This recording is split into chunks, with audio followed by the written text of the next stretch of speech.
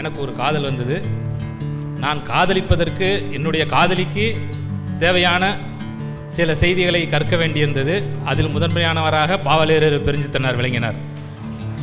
ஆகையாலே நான் பாவலரேறுவை படிக்க வேண்டிய கட்டாயத்திற்கு ஆளாகி படித்தேன். ஒரு காரல் மார்க்ஸை எப்படி தொழிலாளர்களுக்காக பணி செய்யக்கூடிய ஒருவராக சுருக்க முடியாதோ, தந்தை பெரியாரை எப்படி ஒரு கடவுள் நம்பிக்கை மூட நம்பிக்கை மட்டும் போக்குவதற்காக உழைத்த போராளி என்று சொல்ல முடியாதோ, அம்பேத்கரை எப்படி சட்டம் இயற்றினார் என்று மட்டும் சுருக்க முடியாதோ, அப்படிப்பட்ட ஒரு பன்முக திறமை வாய்ந்த போராளி கலைஞர் நம்முடைய பாவலரேறு என்று சொன்னால் மிகையில்லை. திரு அரசு கோதை என்னும் பாக்கியராஜ் அவர்களை மேடைக்கு அழைக்கின்றோம். இவர் திரைத்துறையில் இணை இயக்குநராக பணியாற்றி குமுகத்திற்கான கருத்துள்ள படங்களை எடுத்துள்ளார். அது மட்டுமல்லாமல் தமிழ் களத்துடன் இணைந்து தமிழ் நாவலம் என்னும் இணைய வலையொலியில் இணைந்து செயல்பட்டு வருகிறார். அண்ணன் அவர்களை பேச அழைக்கின்றோம். அன்பின் பண்பானவர்களே, தமிழ் தேசிய தந்தை பாவலரேறு பெருஞ்சித்தனாரின் இந்த நினைவேந்தல் நிகழ்ச்சிக்கு பாவலரேறுவின் தேவை இன்றளவும் ஏன் தேவை என்பதை பற்றிய ஒரு உரையாடல் அரங்கத்தை அமைத்து கொண்டு இங்கே அமைந்திருக்கிறோம். என்னுடைய பார்வையில் பாவலரேறு அவர்களின் தாக்கம் எப்படிப்பட்டது, அது ஏன் தேவை என்கிற ஒரு செய்தியை பகிரலாம் என்று எண்ணி இங்கே நின்று கொண்டிருக்கிறேன். பாவலரேறு எனக்கு தமிழ் பிடிக்கும், தமிழ் படித்தேன் கல்லூரி வரை. ஆனால் பாவலரேறு பெருஞ்சித்திரனார் என்ற ஒருவரை நான் அறிந்திருக்கவே இல்லை.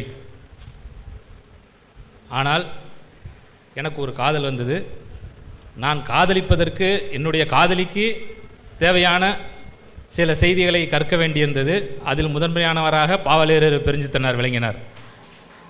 ஆகையாலே நான் பாவலரேறுவை படிக்க வேண்டிய கட்டாயத்திற்கு ஆளாகி படித்தேன். பாவலரேறுவை படித்த பிறகுதான் அவர் ஒரு தீயாக எனக்குள் விழுந்து என்னை தாக்கி என்னை செரித்து உண்டு விளங்கினார் என்று சொன்னால் மிகையில்லை. இங்கே பேசிய ஏற்கனவே தமிழ் பாவலரேறுவை பற்றி பேசிய பலரும் குறிப்பிட்டதைப் போல பாவலரேறு யார் அப்படி என்றால் பாவலர், ஒரு பாவலர். சரி, அதாவது என்னுடைய அறிவு கெட்டவரை நான் அவரை பற்றி எண்ணிய எண்ணங்களை எல்லாம் பகிர்கிறேன். யார் பாவலரேறு? பாவலர். சரி, ஓகே, பாவலர் போல. அப்படின்னா பாவலர்னால் என்ன பாவலர்? சரி, அவருடைய பாடல்களை படித்து பார்ப்போம். இன்னும் அந்த பாடல் நீங்கள் பார்க்கலாம். கெஞ்சுவதில்லை பிறர்பால் பிறசை கேட்டினுக்கும் அஞ்சுவதில்லை. படிக்கும்போதே அப்படியே ஒரு குருதி கொப்பளிக்குது. எத்தனை பேர், எத்தனை ஆண்டு, எத்தனை நாள், எத்தனை தோல் இந்திக்கு எதிராக எழுவதோ அப்படின்னு சொல்லும் போதே நமக்கு சரி, இப்போ இந்திக்கு எதிராக நம்ம போராடணும்னா நமக்கு குற்ற உணர்ச்சி ஆகிடும் போல். அந்தளவுக்கு ஒரு உணர்ச்சி மிக்க கவிஞர் எழுதியிருக்கார். சரி, ஓகே, அவர் ஒரு பாவலர் மட்டும் இல்லை, அவர் பாவலருக்கு ஏறு தான், ஒத்துக்கலாம் அப்படின்னு சொல்லிட்டு அடுத்த கட்டத்தை நோக்கி போகலாம். சரி, அப்போ பாவலர் ஏறு வெறும் பாவலர் மட்டுமா? இல்லை, அவர் ஒரு தமிழ் காப்பாளர் அப்படின்னு சொல்கிறாங்களே.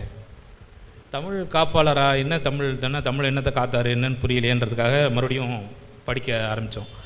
இப்போ நான் காதலித்த பெண்ணையே திருமணம் பண்ணிட்டேன். மனம் முடித்து வீட்டுக்கு போனால் அங்கே என்னுடைய மாமாவோட இல்லத்தில் ஃபுல்லாகவே அங்கே குமுதம் ஆனந்த விடலாம் படிக்கிறதுக்கு இருக்கிறது ஃபுல்லாக தென்மொழி தமிழ்ச்செட்டு இந்த மாதிரி இதழ்கள் தான் இருக்கும்.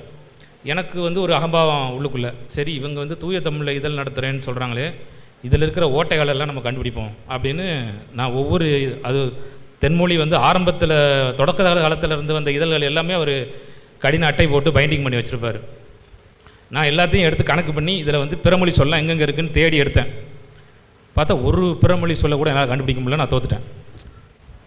தமிழ் காப்பாளரானா ஒரு பிறமொழி சொல் இல்லாமல் தூய தமிழில் இன்றைக்கு வரைக்கும் விளங்கியிருக்கிறாரு. அப்போ அவர் தமிழ் காப்பாளரா? ஆமாம், அவர் இறப்பு வரை இல்லை, இறப்புக்கு பின்னும் அவர்களுடைய பிறன்கடைகள் இன்றளவும் அவர்கள் அந்த தூய தமிழை காத்து கொண்டிருக்கிறார்கள். அப்போ தமிழ் காப்பாளர் மட்டும் இல்லை, அவர் தமிழ் காப்பாளர் குடும்பத்தையே உருவாக்கியிருக்கிறார். அவர் ஒரு காப்பாளர் தான் ஒத்துக்கிட்டாச்சு. சரி, ஓகே, அப்போ தமிழ் காப்பாளர் மட்டுமா அப்படின்னா அவர் தமிழ் காப்பாளர் மட்டுமன்று அப்படின்றாங்க. அவர் ஒரு போராளி அப்படின்றாங்க. போராளியா? என்னையா போராளி? என்னத்தை அவர் போராட்டினாருன்னு புரியலையே அப்படின்ற மாதிரி மறுபடியும் அவரை படிக்கிறதுக்காக இன்னும் கொஞ்சம் ஆழ்ந்து படிக்க வேண்டிய சூழல் வந்துச்சு. அவர் போராளி நிரூபிக்க வேண்டிய கட்டாயம் வந்து எனக்கு நானே கொடுத்துக்கிட்டதானே ஒழிய, எனக்கு பிடித்த எல்லாருக்குமே பிடித்தவராக, எனக்கு பிடித்த போராளிகள் எல்லாருக்குமே பிடித்தவராக அவர் இருந்திருக்கிறாரு. அதனால் சந்தேகத்துக்கு இடமின்றி அவர் போராளி தான். அப்படி போராளிக்கு முக்கியமாக நான் சொல்லணுன்னா, ஒரு இதழ் நம்ம நடத்துகிறோம். அந்த இதழில் நீ இந்த மாதிரிலாம் எழுதுனா உன்னை நாங்கள் சிறையில் தள்ளிடுவோம் அப்படின்னு ஒரு சட்டம் இருக்குது. ஆனால் நீ வந்து சட்டம் சிறையில் தள்ளினாலும் சரி, என் தலை கொய்யினும் கொய்க அப்படின்னு ஒருத்தன் எழுதுகிறான் அப்படின்னா அவனுக்கு எவ்வளோ துணிச்சல் இருக்கணும், எவ்வளோ வீரம் இருக்கணும், அவன் அல்லவா போராளி அப்படின்னு நான் ஒத்துக்கிட்டேன். அதே மாதிரி தென்மொழி இதழில் நீங்கள் அதோட முதல் அந்த தென்மொழி இதழுக்கான பயனை நீங்கள் படித்தாலே தெரியும். இது வந்து ஒரு தனித்தமிழ்நாடுக்கான முன்னெடுக்கக்கூடிய ஒரு இதழ், அதுக்கான கொள்கையுடைய இதழ். தனித்தமிழ்நாடுன்னு பேசினாலே ஜெயிலில் போட்டுருவாங்க, சிறையில் அடைச்சிருவாங்க. அதையும் தாண்டி அவர் வந்து தென்மொழி இதழை இன்று வரைக்கும் நடத்திட்டு இருக்காரு. அப்போ அவர் ஒரு போராளி, சிறைக்கும் போயிருக்கிறாரு. அவர் ஒரு போராளின்னு ஒத்துக்கலாம். சரி, அவர் போராளி மட்டுமா? அவர் போராளி மட்டுமல்ல, அவர் வந்து ஒரு நூலாசிரியர். நான் ஆழ்ந்து அவரோட நூல்களெல்லாம் படித்திருக்கிறேன். அவர் வந்து ஒரு சரியான நூலாசிரியர் தானா அப்படிங்கிற மறுபடியும் ஒரு அகம்பாவத்தில் படிக்கும்போது மறுபடியும் நம்மளை அவர் குத்தி கிழிக்கிறாரு. எப்படின்னா, நீங்கள் அவரோட திருக்குறள் மெய்ப்பொருள் உரை, நான் திருக்குறளில் ரொம்ப ஆழ்ந்து எல்லாரோட உரைகளையுமே படிச்சிருக்கிறேன். அவர் திருக்குறளில் அவர் எழுதின மெய்ப்பொருள் உரையில் அந்த சான்றுக்காக நான் ஒன்று சொல்கிறேன். முதல் குறளே அகர முதல எழுத்தெல்லாம் ஆதி பகவன் முதற்றே உலகு. அப்படி இல்லை, அவர் பகவன் அப்படிங்கிற சொல்லுக்கு அவர் கொடுத்துருக்கிற பொருளை நான் படிச்சுட்டு ஒரு 3-4 மணி நேரம் என்னால் எதுவுமே செய்ய முடியல. நான் அந்த சொல்லுக்கான பொருளை இங்கே சொன்னேன்னா உங்களுக்கு அந்த ஆர்வம் போய்டுன்னு நினைக்கிறேன். நீங்கள் அந்த மெய்ப்பொருள் உரையில் அவர் அந்த பகவன் அப்படிங்கிற சொல்லுக்கு மட்டும் இது வரைக்கும் யாருமே கொடுக்காத ஒரு பொருளை கொடுத்துருக்கிறார். அதை நீங்கள் படித்து பார்த்தா தான் அதோட உண்மையான சார் உங்களுக்குள்ளே போகும். அவர் எவ்வளோ திறன்மிக்க ஒரு உரையாசிரியர் அப்படிங்கிறதும் புரியும். சரி, அவர் ஒரு வெறும் நூலாசிரியர், தமிழறிஞர் மட்டும்தானா அப்படின்னு பார்த்தா அதையும் தாண்டி பலருக்கும் தெரியாத அல்லது அவருக்கு பலருக்கும் தெரியாத ஒரு முகம் அவருக்கு இருக்குது. அது என்னென்னா, அவர் வந்து ஒரு மெய்யியல் அறிஞர். நீங்கள் இந்த உலகியல் 100 அப்படின்னு ஒரு நூலை பற்றி பலரும் குறிப்பிட்டாங்க. அங்கே வாய்ப்பு கிடைக்கும்போது நீங்கள் அந்த நூலை ஒரு தடவை வாசிக்கும்படி நான் கேட்டுக்கிறேன். அது ஒரு வாசிப்பு இன்பம் மட்டுமல்ல, அது ஒரு நமக்கு ஒரு ஞானம், ஒரு அறிவை கொடுக்கக்கூடிய, ஒரு மெய்யியல் தெளிவை கொடுக்கக்கூடிய ஒரு நூல். நம்ம வந்து வெறும் தமிழ்னு பேசுகிறாரு, தமிழ் தேசிய போராளின்னு சொல்கிறாங்களே ஒழிய, அந்த நூல் உலகியல் 100ல் ஒரு வரியில் கூட தமிழ்னு வராது, தமிழ் இனம்னு வராது, தமிழ் தேசியம்னு வராது. அப்படிப்பட்ட பொதுமையாக உலகில் இருக்கக்கூடிய எல்லோருக்கும் பொதுவாக அந்த நூலை வந்து அவர் எழுதியிருக்கிறார். அது வந்து உலகியல் 100. அந்த நூலோட மெய்யியல் செய்திகளை படித்தா நம்ம வந்து இந்த உலகம் புடவின்னு தான் அவர் இந்த நூலையே ஆரம்பிக்கிறார்.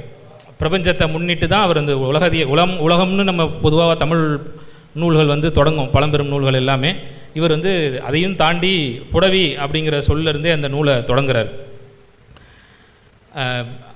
எப்படி வாழணும், வாழும் முறை என்ன, இன்பம்னா என்ன, துன்பம்னா என்ன, எல்லாத்துக்குமே இலக்கணமாக அவர் அந்த 100 பாக்களை ஏற்றியிருக்கார். சரி, எல்லாருக்கும் தெரிந்த மாதிரி அவர் ஒரு மெய்யியல் அறிஞர் மட்டுமா? இல்லை.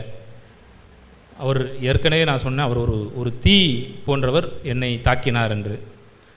ஒரு காரல் மார்க்ஸை எப்படி தொழிலாளர்களுக்காக பணி செய்யக்கூடிய ஒருவராக சுருக்க முடியாதோ, தந்தை பெரியாரை எப்படி ஒரு கடவுள் நம்பிக்கை, மூட நம்பிக்கை மட்டும் போக்குவதற்காக உழைத்த போராளி என்று சொல்ல முடியாதோ, அம்பேத்கரை எப்படி சட்டம் இயற்றினார் என்று மட்டும் சொல்லு சுருக்க முடியாதோ, அப்படிப்பட்ட ஒரு பன்முக திறமை வாய்ந்த போராளி கலைஞர் நம்முடைய பாவலேறு என்று சொன்னால் மிக இல்லை. நீங்கள் நிறைய பேர் சொன்னாங்க தமிழை காக்க வேண்டும், தமிழ் அழிவுற்று வருகிறது என்று.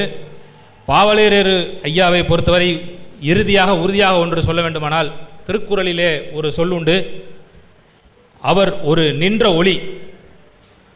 உங்களுக்கு நீங்கள் அதை பொருட்படுத்துகிறீர்களோ இல்லையோ, உங்களுக்கு அது தேவைப்படுகிறதோ இல்லையோ, அவர் என்றுமே ஒளியாக, சாதாரண ஒளி இல்லை, நின்ற ஒளி, என்றும் நிற்கும் ஒளியாக அவர் திகழ்வார்.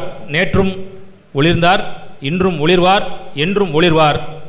பாவலேறு ஐயா ஒரு நின்ற ஒளி என்று கூறிக்கொண்டு எனக்கு கிடைத்த வாய்ப்புக்கு நன்றி கூறி விடைபெறுகிறேன். நன்றி, வணக்கம்.